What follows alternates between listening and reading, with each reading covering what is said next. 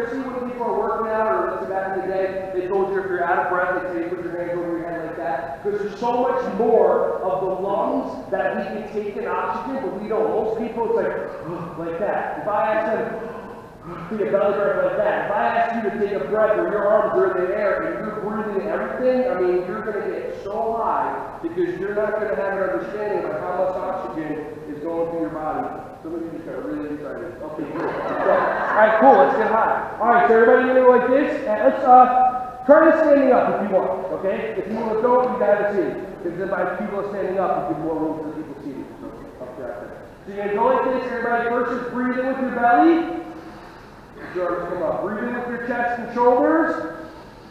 And then that will start to roll up. Try to get that last bit of air. And then breathe out. And you want to eventually, after these couple times, you want to try to feel the air up in here. So everybody first will breathe in with your belly. Breathe in with your chest and shoulders. Breathe in. Breathe in with your everything else. And relax. One more time. Breathe in.